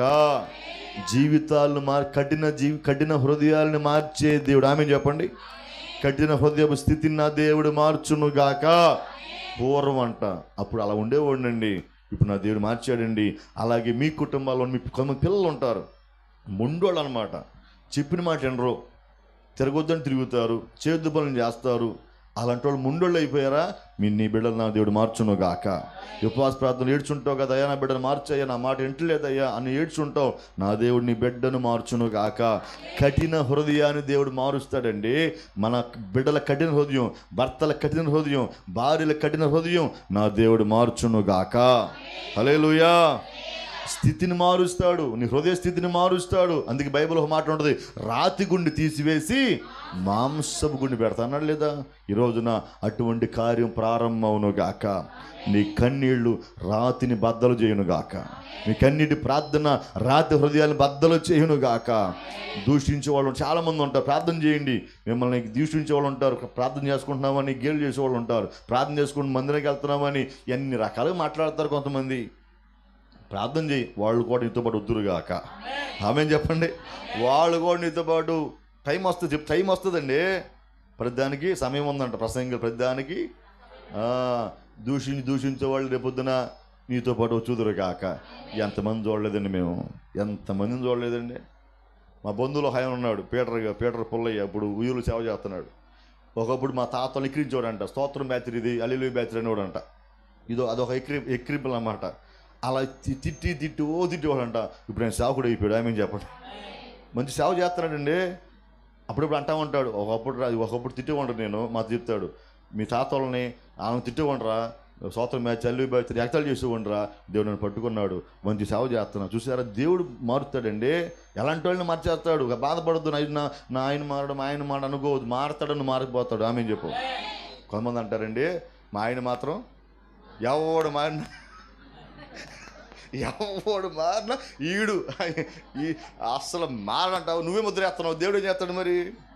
ఆయన మారుద్దామని వస్తున్నాను, నీ మారద్దయ్యా అని మారినావు, నువ్వు అడ్డుపడుతున్నావు. అడ్డుపడేది నువ్వే, ఆయన ఏమో మారుతా రెడీ ఉన్నాడు. ఆయన నువ్వేమంటావు? ఎవడు మారినా, ఏ మొగుడు మారి, ఎవరి మొగుడు మారినా, మావులోడా, మా మొగుడు ఈ పోలుకన్నా ముండు కాదుగా, మరి ముండు పోలు అంతకన్నా ముండోడు కాదు కదండి. ఈయన మారోడు, మీ ఆయన మారతాడా మేము చెప్పుకో. హల్లెలూయా. మీ పిల్లలు కూడా మారుతారు. ఆడపిల్లలు వీళ్ళ పిల్లలు మారారు కాదు, మీ పిల్లలు కూడా మారుదురుగా. కఠిన హృదయం అంతా మార్చబడి మాంస హృదయం దేవుడు పెట్టును గాక. ఆ స్థితి, కఠిన హృదయపు స్థితిని మారుస్తాడు. కఠిన హృదయాన్ని కరిగిస్తాడు. ఆయన మొండి వారిని మారుస్తాడండి. ఈ రోజున చెప్తున్నాడుగా పౌలు, పూర్వం నా పరిస్థితి అండి, మార్చలేదా? మీ బిడ్డలని, మీ కుటుంబస్తుని దేవుడు మార్చును గాక. ఆమె ఏం బాధపడద్దు. నీ కన్నీరు ఎక్కడికి పోదు. కన్నీరు అంతా ఆవిరైపోయింది అనుకుంటున్నావా? కన్నీరు కార్చి కచ్చిబులు తడిచిపోయినాయా, దినులు తడిచిపోయినాయా, కొంగులు తడిచిపోయినాయా అనుకుంటున్నావు కదా. ఎంత కార్చానో ఏమైపోయింది, ఏమవుదో, ఒకరోజు వస్తుంది. నీ కన్నీరన్నీ లెక్కట్టి ప్రతిఫలం ఇచ్చును గాక. మీ ఉపవాస ప్రార్థన ఫలాన్ని మీరు చూచుదురు గాక. గాలికి పడినట్టు ప్రయాస కాదు ఇది. ఏదో అయ్యగారు ఏదో పెట్టేసారు 3 రోజులు కాదు, అది కాదు. మీ కన్నీరు ఎక్కడికి పోదు, మీ ప్రార్థన ఎక్కడికి పోదు. ఈ 3 రోజులు చేసిన ప్రార్థనలన్నీ మీ కళ్ళు చూచునుగాక, ఫలాలు చూచునుగాక, నా తండ్రి ప్రతిఫలం ఇచ్చునుగాక. మొండి హృదయాలు ఎంత మొండైనా సరే దేవుడు పట్టుకుంటే క్షణాల్లో మార్చబడుదురుగాక. విశ్వాసంతో ప్రార్థన చేసుకోండి. జక్కే మారలేదా? ఊరంతా జక్కని తిడతామే, ఈడు పోతున్నాడు అన్ని తెగదిట్టారని జక్కని. ఎందుకంటే డబ్బులు వసూలు లంచాలు మీరు తీసుకున్నాడు. కానీ ఏసై ఇంట్లో అడుగు పెడితే ఏసై కూడా చెప్పలే జక్కయ్య అని అనలా, తప్పు చేసావనలా, మోసం చేసావంటలా. ఆయన ఇంట్లో చేర్చుకున్నాడంట. ఆయన మోసం చూడగానే ఈ గుండె కరిగిపోయింది. ఆమె చెప్పండి, హృదయం కరిగిపోయిందంట. ఆయన ఏమనలా, జక్కయ్య ఎటు చేస్తున్నాడు ఏం లేదంట. ఏసై మొహం చూడగానే ఈయన గుండె కరిగిపోయి, ప్రభువా అన్యాయం చేశానయ్యా, 4 గంటలు ఇచ్చేస్తానయ్యా. దేవుడు అడిగాడా? మరి హృదయం మారిందా లేదా? దేవుడు తప్పక కార్యం జరిగించునుగాక. తప్పక హృదయాలు దేవుడు మార్చునుగాక. కఠిన హృదయము దేవుడు మెత్తని హృదయంగా మార్చునుగాక. పాడైపోయిన జీవితాలను దేవుడు బాగు చెయ్యునుగాక. హల్లెలూయా. ఎన్ని చెప్పాను? ఇంకెన్ని ఉన్నాయి? 2 ఉన్నాయి. ఇక 2 వెళ్ళిపోదాం. ఇక 5 స్థితులు మార్చాడు దేవుడు, ఇక 2 కూడా మారుస్తాడు. 7 కార్యాలు మీరు పొందుకునే వెళ్దురుగాక. సరే, 6వ స్థితిని చూద్దాం. యోబు పుస్తకం 42వ అధ్యాయం 10వ వాక్యం.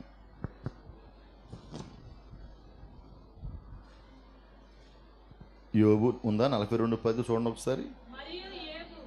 మరియు యోబు తన స్నేహితుల నిమిత్తం ప్రార్థన చేసినప్పుడు యెహోవా అతని క్షేమ స్థితిని మరలా అతనికి దయ చేసెను. హల్లెలూయా. ఇక్కడ మీ యోబు చరిత్ర తెలుసు కదండి. ఏమండి తెలుసా? ఒక్కసారి ఆకాశం నుంచి 0కి వెళ్ళిపోయాడా? 0కి వెళ్ళాడండి యోబు. యోబు ఆ దేశంలోనే ధనవంతుడంట. ఇతను ఒకరోజు ఏమైంది, మొత్తం పోయి, పిల్లలు చనిపోయి, ఆస్తి పోయి, భార్య వదిలేసి, ఒంటి మీద రోగం వచ్చి 0కి వెళ్ళిపోయాడు. బూడిలో కూర్చుని ఏడుస్తున్నాడు. కురుపులను ఎలా తీసుకుంటా బాధపడుతున్నాడు. ఫ్రెండ్స్ వచ్చారు. వాళ్ళేమంటున్నారు తెలుసా? బాధకర్తలు అండి, ఆదరణకర్తలు కాదు. ఏదో పాపం చేసావు. ఈరోజు ఎట్టున్నారు మనవాళ్ళు, ఎట్టున్నారు తెలుసా? క్రైస్తవులు ఏదైనా జరిగితే నువ్వు తప్పు చేసి ఉంటావు, నువ్వు పాపం చేసావు, వీళ్ళు పరిశుద్ధులాగా ఏదో ఏదో అంటారు కదా, యేసుప్రభు అన్నయ్యలాగా, మరీ శిల్లులాగా, యేసుప్రభు అన్నలాగా, పరిశుద్ధులాగా నువ్వు పాపం చేసావు. కొన్నిసార్లు కొన్ని సమస్యలు వస్తాయి, పాపం వలన కాదు, దేవుని పరీక్ష పెట్టు. మరి యోబు పాపంలో వచ్చిందా? కొన్ని సమస్యలు సాతానికి యేసయ్యకి కొంచెం సవాలు వస్తే పరీక్ష వచ్చింది. పరీక్ష, యోబు ఎలాంటి వాడు చూసుకో సాతానా, మా సేవకుడు తెలీదా, అయ్యా అన్నీ ఇచ్చావుగా, అన్నీ ఇస్తే అందరూ ఊరేగుతారు బాగానే, ప్రార్థన అంటారు, బైబిల్ అంటారు, ఒకసారి కదిపి చూడు, తీసి చూడు, భక్తి వెళ్ళిపోద్ది. ఈరోజు క్రైస్తవులు చాలామంది ఎలా ఉన్నారు, అన్నీ దేవుడు ఇచ్చినప్పుడు అబ్బో అంటున్నారు, ఏదైనా సమస్య రాగానే దేవుడు ఏం చేశాడు, పొందుకున్నప్పుడేమో గంతులేసి ఎవరు ఊపిరాడం లేదుగా, అయ్యగారిని ఊపేసాక అమ్మయ్యా దేవుడు ఇంత మేలు చేశాడు, అమ్మ దేవుడు ఇంత మేలు చేశాడని అమ్మగారిని అయ్యగారిని ఊపేసి అందరికీ అయిపెట్టి భోజనం అయిపెట్టావు. ఏదైనా సమస్య వస్తే మొత్తం కృంగిపోయి బాధపడుతున్నావా? అటొద్దు, బాధపడ మాకు. యోబు బాధపడలా. సరే కీడు వచ్చిందా రాని, దేవుడు మేలు ఎన్నో మేలు చేశాడు, కీడు వచ్చింది భరిస్తా అన్నాడు, భరించాడు. ఒకరోజు యోబు స్నేహితులు తన ఇబ్బంది పెట్టిన వారికి ప్రార్థన చేశారంట. ప్రార్థన చేస్తే క్షేమస్థితి మరలా వచ్చింది. చప్పట్లు కొట్టను ఒకసారి, చప్పట్లు కొట్టను కొంచెం గట్టిగా, హల్లెలూయా. మరలా నువ్వేం పోగొట్టుకున్నావో తిరిగి పొందుకుందువుగాక, ఏం నష్టపోయావో తిరిగి పొందుకుందువుగాక. ఒకప్పుడు ఉన్నాయి అన్నీ పోయినాయి. ఎవరు? యోబుకి. మన దేవుడు ఇచ్చాడు లేదా? ఇచ్చాడా? నీ ప్రార్థన ద్వారా దేవుడు మీకు ఇచ్చునుగాక. ఒకప్పుడు సంతోషంగా ఉండేవాడినయ్యా, ఇప్పుడు బాధతో ఉన్నావా, మరలా సంతోషం దేవుడు ఇచ్చునుగాక. ఒకప్పుడు బాగున్నానయ్యా, ఇప్పుడు కొంచెం బాధలు ఉన్నావు అనుకో, మాకు మరలా సంతోషం, మరలా ఆనందం, మరలా కార్యాలు దేవుడి జీవితం జరిగించునుగాక. ఒకవేళ పోగొట్టుకున్నావా, నష్టపోయావా, కంగారు పడదు, దేవునిలో ఉండు, ప్రార్థన చేసుకో. బైబిల్ ఏముంది? యోబు యొక్క క్షేమస్థితి మరలా దయచేసాడు లేదా, మరలా ఇచ్చాడు లేదా, మరలా ఆస్తి వచ్చింది, మరలా పిల్లలను పుట్టి దేవుడిచ్చాడు, మరలా ఆనందం ఐశ్వర్యం దేవుడిచ్చాడు కదా. రెండంతలు నాకు రాసుంది కింద, రెండంతలు రాసుంది చదవండి. బా, ఈరోజు పోగొట్టిన దానికంటే రెండంతలు మీరు పొందుకుందురుగాక. హల్లెలూయా. రెండంతలు వచ్చిందంటండి, పోయింది కొంత అయితే రెండంతలు వచ్చిందంట. చూసారా? దేవుడి ఇస్తే ఎలా ఉంటుందండి? శ్రమలందుని ఏనుకూళ్ళు సమృద్ధినిచ్చారంట.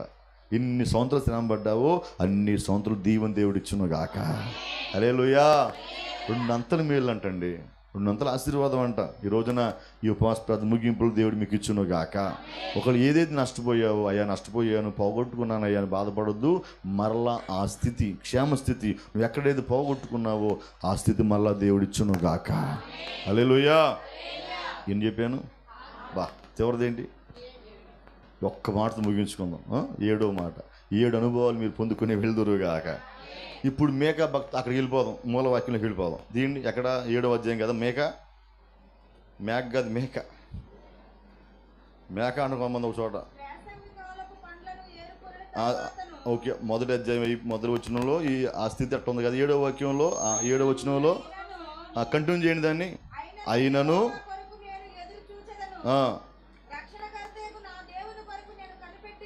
ఓకే ఇప్పుడు దాగున్నా, నా శత్రువా నా మీద అతిశయపడవద్దు, నేను కింద పడినను తిరిగి లేస్తాను. గట్టిగా ఆమేన్ చెప్పండి. హల్లెలూయా. చివరి మాట చెప్పి ముగిస్తాను. ఇప్పుడు పడిపోయాడు ఈయన, ఇది పడిపోయాడంటే ఈ హీన స్థితిలో ఉన్నాడు కదా. అప్పుడు శత్రువు ఏం చేశారంట? అతిశయిస్తున్నాడంట. శత్రువు ఏం చేస్తారంట? ఇప్పుడు మన శత్రువు ఏం చేస్తే మనం పడినప్పుడు నవ్వుతాడు, మన కష్టం రాగానే పండగ చేసుకుంటాడు. మన ఇంటి సమస్య ఉందనుకో వాళ్ళు పార్టీ చేసుకుంటారు. ఎవరో మన శత్రువులు. సంబంధం తెడిపోయింది అనుకోండి, అబ్బా పోయిందంట అని హ్యాపీగా వాళ్ళు ఏదైనా చేసుకుని అనుకుంటారు కదా. శత్రువు అది చేస్తారంట. మన కీడు జరిగితే, మనకి ఏమన్నా ఇబ్బందులు వస్తే ఇతను అంటాడు, శత్రువా నా మీద నేను పరిగేరుకున్న తర్వాత ఎక్కడ అట్ట అయిపోయిందని నవ్వుతున్నావు కదా. నా జీవితాన్ని చూసి నువ్వు నవ్వుతున్నావులే, అతిశయపడుతున్నావు. వీడి జీవితం అయిపోయింది, వీడి జీవితం ముగిసిపోయింది, పరిగేరుకున్న తర్వాత ఏముంటుంది బతుకు అనుకుంటున్నావా? నా శత్రువా నా మీద అతిశయించొద్దు, పడిపోయాను ఇప్పుడు తిరిగి లేస్తా. గట్టిగా మేము చెప్పు. హల్లెలూయా. నేను కింద పడిపోయాను కానీ నా దేవుడు నన్ను లేపకుండా ఉన్నాడు, నా దేవుడు నన్ను చేయి విడిచిపెట్టాడు, నా దేవుడు అలా వదిలిపెట్టు నన్ను. తిరిగి నేను లేవబోతున్నాను, నా దేవుడు నన్ను లేపుతాడు. హల్లెలూయా. పడిపోయిన స్థితిలో నుంచి దేవుడు నిలబెట్టునుగాక. ఎక్కడ పడిపోయావో, ఈ అవమానంలో పడిపోయావో, ఏ నిందల మధ్యలో నువ్వు నలిగిపోతున్నావో, నా దేవు ఆ నిందలో నుంచి, అవమానంలో నుంచి లేవనెత్తునుగాక. నువ్వు పడినప్పుడు శత్రువు నవ్వుతున్నాడు, నువ్వు పడినప్పుడు వాడు నవ్వుతున్నాడు, పడినప్పుడు అతిశయపడుతున్నాడు. ఏం బాధపడద్దు, ఒక టైం వస్తుంది, పడిన వారు దేవుడు తిరిగి లేపునుగాక. నీతిమంతుడు 7 సార్లు పడిపోయినా దేవుడు వదిలిపెట్టడు. నీతిమంతులు మర్చిపోడు. ఆయన 7 సార్లు పడలేపుతారంట. ఆయన కంగారు పడొద్దు, తప్పక నా దేవుడు నిన్ను లేవనెత్తునుగాక. కింద పడిపోయిన తిరిగి ఒక మాట చెప్పి, చివరి మా సంఘానికి ఒక మాట చెప్పి ముగిస్తాను. ఇప్పుడు దాకా స్థితులు బాగున్నాయి, కానీ అప్పుడప్పుడు సంఘం కూడా కొన్ని విషయాలు విశ్వాసులు ప్రార్థన జీవితంలో పడిపోతారు, అప్పుడప్పుడు ఉపవాస దీక్షలు పడిపోతారు కదా. మందిరానికి వచ్చేవాళ్ళు క్రమంగా తగ్గిపోతారు.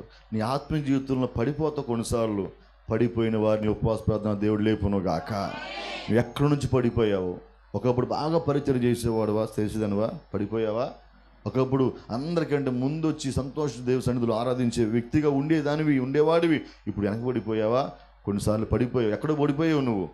ఆధ్యాత్మిక జీవితంలో ఎక్కడ పడిపోయావో ఈ ఉపవాస ముగింపులో నా దేవుడిని లేపునుగాక, లేవనెత్తునుగాక.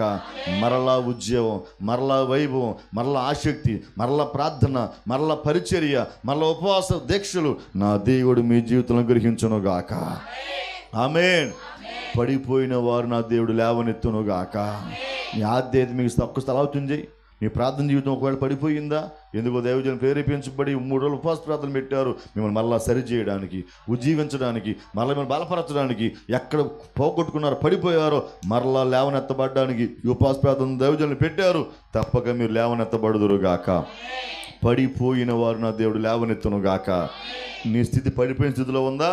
నా దేవుడు ఈ యొక్క ఆరాధన మిమ్మల్ని నిలుపునుగాక, లేవనెత్తునుగాక. ప్రకటనలో ఒక సంఘానికి దూత రాయబడిన ఉపదేశం ఏంటి తెలుసా? మొదట ప్రేమలోంచి పడిపోయావు నువ్వు అని ఉంది. ఏ ప్రేమ? మొదటి ప్రేమలోంచి పడిపోయావు, మళ్ళీ నువ్వు తిరిగి లేవాలి. మొదటి ఆసక్తిలోంచి పడిపోయావు, తిరిగి లేవాలి. నువ్వు మొదటి వైరాగ్యంలోంచి పడిపోయావు, తిరిగి లేవాలి. మొదట దేవునితో మాట్లాడే అనుభవం ఒకప్పుడు ఉండేది, ఇప్పుడు లేదు. తిరిగి లేవాలి, నా దేవుడు లేపుతాడు. నువ్వు ఎక్కడ పడిపోయావు అక్కడి నుంచి నా దేవుడు లేవనెత్తునుగాక. శత్రువా నవ్వించాలి, నోరుముయి. పళ్ళు కనపడుతుంది బాగానే, అయిపోయింది, టైం అయిపోయింది, నవీన కాలం అయిపోయింది, ఏది అచ్చయపడిన కాలం అయిపోయింది. నా దేవుడు నన్ను లేపబోతున్నాడు. ఆమె చెప్పు, నా దేవుడు నన్ను లేపబోతున్నాడు. నీ పొడలేక బిగించుకేక ఇప్పుడు దాకా నవ్వించాలే, నా దేవుడు నన్ను లేవనెత్తుతాడు. ఆమేన్. హల్లెలూయా.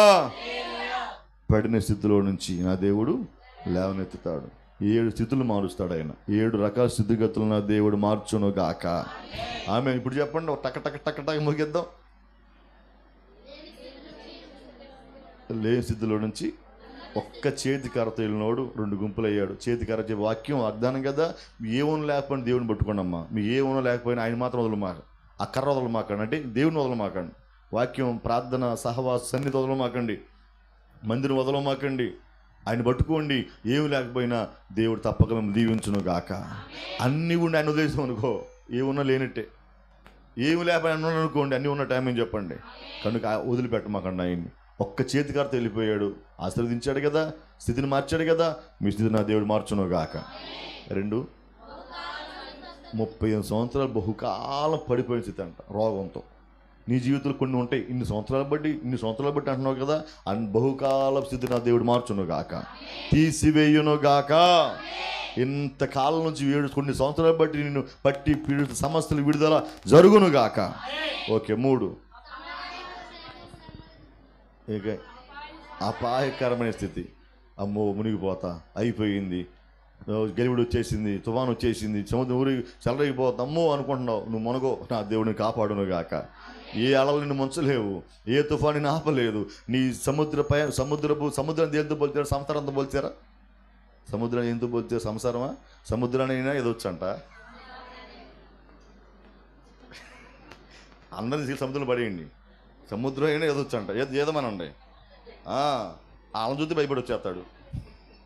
సముద్రంలో ఎదొచ్చంట, సంసారాన్ని మాత్రం ప్రాస కలిపి పెట్టేశారులే. ఈ రోజున అప్పుడప్పుడు అంటాం, అమ్మో ఇన్ని సమస్యల కుటుంబంలో ఏది దేవుడు గద్దిస్తాడు, మీ కుటుంబంలో చెలరేగు సమస్యలన్నీ అడిగిపోవును గాక. ఈ అపాయం ఇంటికి రాదు, సమీపించదు, ఏ తెగిన గుడారానికి రాదు.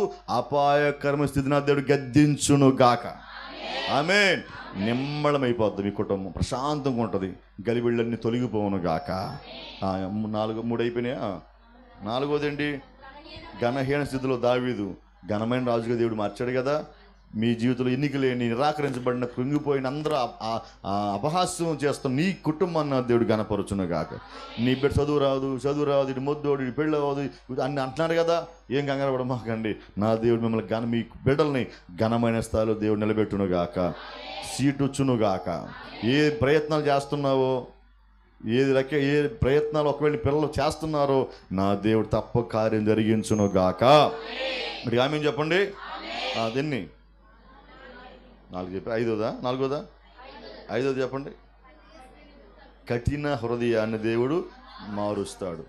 మొండి వాళ్ళు అయిపోయారు మీ ఇంటి కొంతమంది. మొండి స్థితిలోంచి దేవుడు మార్చును గాక, మెత్త హృదయాలుగా దేవుడు మార్చును గాక. ఓకే, అవి తర్వాత క్షేమస్థితి. మరలా అంటే నువ్వు ఎక్కడ పోగొట్టు నష్టపోయావో మరలా పొందుకుంటావు, మరలా స్థితి వస్తుంది, మరలా సంతోషం, మరలా క్షేమం, మరలా ఆనందం. నువ్వు పోగొట్టినవన్నీ దేవుడు ఇచ్చును గాక.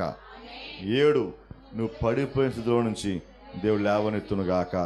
ఎక్కడ పడిపోయావు, ఏ స్థితిలోంచి పడిపోయి, ఎక్కడి నుంచి పడిపోయి ఆధ్యాత్మిక జీవితంలో నా దేవుడు లేవనెత్తును గాక. ఆమేన్. ఈ మాటలు దేవుడు దీవించును గాక.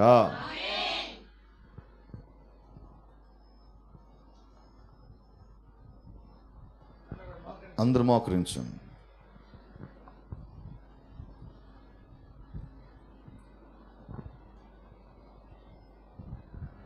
అందరూ కూడా మోకరించండి, ప్రార్థన చేసుకుందాం. ఎవరికి వారు ఒక్క క్షణం ఏ స్థితిలో ఉన్నాం, ఏ స్థితిలో నుంచి దేవుడు మనల్ని లేవనెత్తాడు, ఏ స్థితిలో నుంచి దేవుడు మనల్ని నడిపించాడు, ఒక్క క్షణం ఒక్కొక్కటిగా మరొక్కసారి దేవుని సన్నిధిలో ఎవరికి వారమే జ్ఞాపకం చేసుకుంటూ ప్రార్థన చేసుకోండి. ఎవరికి వారే జ్ఞాపకం చేసుకుంటూ ప్రార్థన చేసుకోండి. దేవుడు లేవనెత్తే స్థితి, నీ స్థితిని మార్చే దేవుడు, నీ స్థితిని మార్చగలిగిన దేవుడు.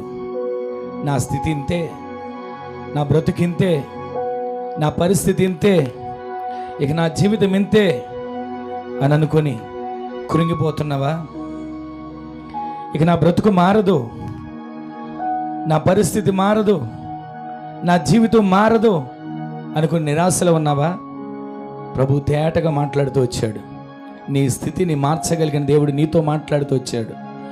నీ స్థితిని మార్చగలిగిన దేవుడు నీ ముందు నిలబడి ఆయన ఆత్మస్వరూపిగా నిన్ను దర్శిస్తూ వచ్చాడు. అయినను నేను యెహోవా కొరకు ఎదురు చూస్తా. పరిస్థితులు అడ్డం తిరిగాయా? అయినను నేను యెహోవా కొరకు ఎదురు చూస్తా. నష్టం వచ్చిందా? అయినను నేను యెహోవా కొరకు ఎదురు చూస్తా. శరీరంలో బలహీనత వచ్చిందా? అయినను నేను యెహోవా కొరకు ఎదురు చూస్తా. నా అనేవాళ్ళు నన్ను మోసం చేశారా? అయినను నేను యెహోవా కొరకు ఎదురు చూస్తా. అయ్యా, నా రక్షణ కర్త అయిన నీ మీద నేను ఆధారపడుతున్నాను ప్రభువా. నా ప్రార్థన ఆలకించే నీ వైపు నేను తిరుగుతున్నానయ్యా. ఒక్క క్షణం ఎవరికొరకు ఒక చిన్న ప్రార్థన చేసుకోండి. మొదట నీ స్థితి కొద్దిగా ఉన్న తుదకు దేవుడు మహాభివృద్ధి కలుగు చేయబోతున్నాడు. 1, దేవుని చేతికర్ర నీవు పట్టుకోవాలి. ఆ చేతికర్ర దేవుని వాక్యం, ఆ చేతికర్ర దేవుని వాగ్దానం. లేని స్థితిలో నుంచి యాకోబును ఒకప్పుడు ఒంటరిగా వెళ్ళాడు, 2 గుంపులుగా మార్చబడ్డాడు. ఈ రోజున నీ పరిస్థితిని మార్చగలిగిన దేవుడు, నీ స్థితిని మార్చగలిగిన దేవుడు మరొక్కసారి నా స్థితి దేని స్థితి అనుకుంటున్నావా? నా స్థితి లేని స్థితి అనుకుంటున్నావా? నేను నిరాశలో ఉన్నాను అనుకుంటున్నావా? ఒక్క క్షణం దేవుని వాక్యాన్ని పట్టుకో, దేవుని వాగ్దానాన్ని పట్టుకో, విశ్వసించు. నిన్ను ఘనులుగా చేసే దేవుని సందులో ఒక్క క్షణం ఎవరికి వారు ప్రార్థన చేసుకోండి. 2వది, 38 సంవత్సరాల నుంచి పడి ఉన్న స్థితి, 38 సంవత్సరాల నుంచి బహుకాలం నుండి అదే స్థితిలో ఉన్నాడు. దేవుడు అక్కడికి వచ్చి ఆ స్థితిని మార్చాడు. ఎన్నిసార్లు మనం వింటూ వచ్చాం, ఎన్నిసార్లు ఈ మాటలు ధ్యానిస్తూ వచ్చాం. ఈ రాత్రి దేవుడు మరొక్కసారి నీ స్థితిని మార్చాలని, బహుకాలం అదే స్థితిలో నలిగిపోతున్నావు. వెనక్కి తిరిగి చూసుకున్న సంవత్సరాలు మారుతున్నాయి, నెలలు మారుతున్నాయి, వారాలు మారుతున్నాయి, రోజులు మారుతున్నాయి, స్థితి మారట్లేదని చెప్పి కృంగిపోతున్నావు. ప్రభు ఈ రాత్రి నీ స్థితిని మార్చాలని ఆశపడి ఈ ఉపవాస ప్రార్థనల ముగింపు కూడికలో ప్రభు మాట్లాడిన ప్రతి ఒక్క మాటని మీరు మోసుకుని వెళ్ళబోతున్నారు. వాగ్దానంగా ఆ మాటలు మీ కుటుంబాల్లో ప్రభు నెరవేర్చబోతున్నాడు. ఒక్క క్షణం ప్రార్థన చేసుకోండి, ఎవరికి వారు ప్రార్థన చేసుకోండి. అపాయకరమైన స్థితి అన్నీ ఉన్నాయి, ఏదో ఒక భయం అపాయకరమైన స్థితిగా, అన్నీ ఉన్నాయి, నిద్ర పట్టకపోవడం అపాయకరమైన స్థితిగా, ఎటు వెళ్ళినా కలిసి రావట్లేదు అపాయకరమైన స్థితిగా, పడవలో యేసుక్రీస్తు ఉన్నాడు అని శిష్యులు గుర్తించలేకపోయినా నీతో యేసుక్రీస్తు ప్రభులో నడుస్తున్నాడని నీవు గుర్తించగలిగితే ఎంతటి అపాయకరమైన నీ గుడారం మీదకి రానివాడు, ఎంతటి అపాయకరమైన నీ కుటుంబం మీదకి రానివాడు, ఎంతటి అపాయకరమైన సరే నీ దరిదాపుల్లో కూడా దేవుడు రానివ్వకుండా తీసివేశారు. అట్లా ఒక్క క్షణం, అయ్యా నా స్థితిని మార్చవా, నా స్థితిని మార్చవా. ఘనహీనమైన స్థితిని ఘనమైన స్థితిగా మార్చాడు. ఒక్క క్షణం దావీదు తన తండ్రి మర్చిపోయాడు, తనకు కుమారుడికి ఒకడున్నాడు దూరంలో అని, కానీ దేవుడు అంటున్నాడు ఇదిగో కడసారి వాడు ఒకడున్నాడు, వాడు రావాలి, నేను కోరుకున్నవాడు ఇతడే, నేను కోరుకున్నవాడు ఇతడే. ఒక్క క్షణం నీ స్థితి, నీ ఇంట్లో నిన్నెవ్వరు పట్టించుకోకపోయినా ఒక్క క్షణం జ్ఞాపకం చేసుకోండి. దేవుడు నిన్ను దర్శిస్తున్నాడు, దేవుడు నిన్ను పట్టించుకుంటున్నాడు, దేవుడు నీ కుటుంబాన్ని జ్ఞాపకం చేసుకుంటున్నాడు. ఒక్క క్షణం ప్రార్థన చేసుకోండి. పౌలు సౌలుగా ఉన్నప్పుడు సంఘాన్ని హింసించాడు, కానీ ఇప్పుడు అంటాడు పూర్వం నేను దోషకుడను, పూర్వం నేను హింసకుడను, పూర్వం నేను హానికరుడు, కానీ ఆయన కృపతో నన్ను జ్ఞాపకం చేసుకున్నాడు. ఆయన కృపతో నన్ను జ్ఞాపకం, కట్టిన హృదయాన్ని కూడా మార్చగలిగిన దేవుడు. నీ భర్త మారట్లేదనో, కుటుంబ బిడ్డల మాట వినట్లేదనో, ఏదో సమస్యలు, ఏదో ఒక నలిగిపోతున్న పరిస్థితిలో ఎవరు నన్ను పట్టించి కఠినమైన పరిస్థితి అయిపోతుంది అనుకుంటున్నావు. ప్రతి కఠినమైన పరిస్థితిని ప్రభు మార్చబోతున్నాడు. ఒక్క క్షణం ప్రార్థన చేసుకోండి. నీ స్థితి క్షేమకరమైన స్థితిగా ప్రభు మార్చబోతున్నాడు. ఒక్క క్షణం ప్రార్థన చేసుకుంటారా? నేను క్రింద పడినా తిరిగి లేస్తా, నేను క్రింద పడినా తిరిగి లేస్తా, నేను క్రింద పడినా తిరిగి లేస్తా. ఒక్క క్షణం ఒక చిన్న ప్రార్థన ఎవరికి వారు చేసుకోండి. నీతిమంతుడు 7 సార్లు పడిపోయినా తిరిగి లేస్తాడు. మొదటి నుండి ప్రేమలో నుంచి పడిపోయిన స్థితి వింటూ వచ్చాం. సంఘంతో దేవుడు మాట్లాడుతున్నాడు, అంత బాగానే ఉంది, నీవు నా కొరకు నిలబడ్డావు, నా కొరకు ప్రయాసపడ్డావు, నా కొరకు కష్టపడ్డావు, కానీ మొదట ఉండిన ప్రేమని కొంచెం కోల్పోయావు అని పరిశుద్ధాత్మదేవుడు మాట్లాడిన మాటలు ఒక్క క్షణం జ్ఞాపకం చేసుకుని ప్రార్థన చేసుకోండి. నా స్థితి మార్చబడాలని విశ్వాసంతో ప్రార్థన చేసుకోండి. నా స్థితి మార్చబడాలి. ఈ రోజున ఇక్కడికి వచ్చి తిరిగి వెళుతున్న ఉండగానే మన స్థితిని ప్రభు మార్చబోతున్నాడు, మన పరిస్థితులు ప్రభు మార్చబోతున్నాడు. రేపటి నుంచి నీ కుటుంబంలో స్థితి మారిన చూపు నీవు చూచుదువు గాక, స్థితి మారిన కార్యాలు నువ్వు చూచుదువు గాక, నీవు సాక్షులుగా నిలబడుదువు గాక. క్షణం ప్రార్థన చేసుకోండి. మహిమగల మా తండ్రి, మరి ఒక్కసారి మీ పాదాల చెంతకు చేరుతున్నామయ్యా. ఈ ఉపవాస ప్రార్థన మా ఆలోచన కాదు ప్రభువా, మా ఉద్దేశాలు కాదయ్యా, మీ చిత్తానుసారంగా మీరు సిద్ధపరిచారు. ఒక్కొక్క రాత్రి మీరు మీ నామాన్ని మహిమకరంగా మాట్లాడుతూ వచ్చారు. సంఘంతో నాయనా కూడొచ్చిన బిడ్డలతో మీరు తేటగా మాట్లాడుతూ వచ్చిన ప్రతి మాటలు బట్టి మీకు వందనాలు తండ్రి. మేమేదో గనులు, మనం తెలివితేటలు కలిగిన వారు మనం కాదు నాయన. కేవలం నీ కృప ద్వారా ఉపవాస ప్రార్థనలు సంఘానికి క్షేమకరంగా మీరు మార్చారు.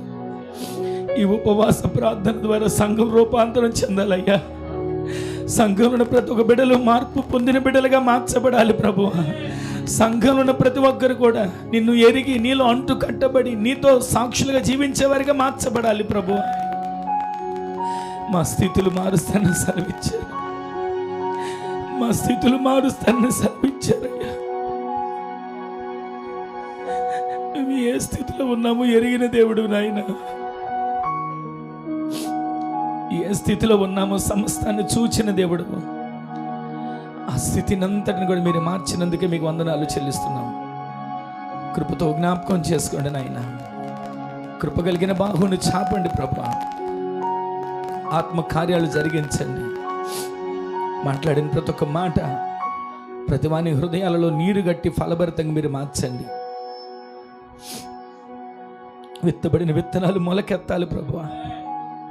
ఎక్కడ ఏ ఒక్క మాట కూడా వృధాగా పోకూడదయ్యా. ప్రతి మాట ప్రతి వాని హృదయాల్లో ఫలించే మంచి నేలను పడిన విత్తనాలుగా మార్చబడాలి. బలమైన కార్యాలు జరిగించి సంఘాన్ని, సంఘ బిడ్డలను మీరు దీవించండి. ఈ ఉపవాస ప్రార్థనలకు సహకరించిన, కష్టపడిన, ప్రయాసపడిన, ప్రతి పనిలో సహకరించిన ప్రతి ఒక్క బిడ్డలను కూడా మీరు దీవించండి. కుటుంబాలను ఆశీర్వదించండి.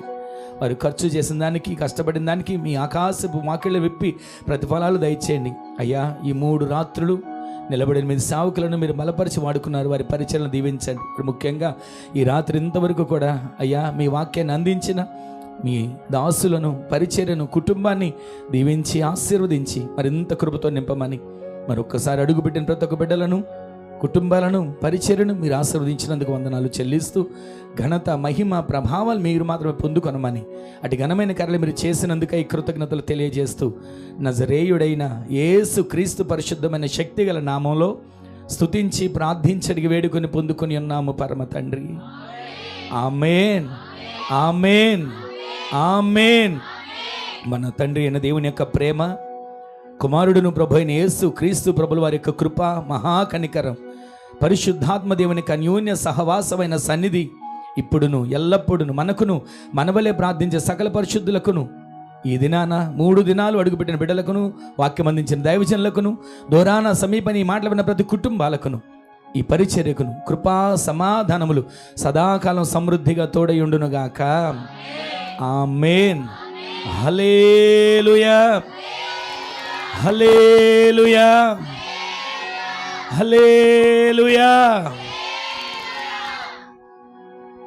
అందరికి వందనాలండి, అందరికి వందనాలు. ప్రభు మిమ్మల్ని మీ కుటుంబంలో ఆశీర్వదించును గాక. ఆమేన్.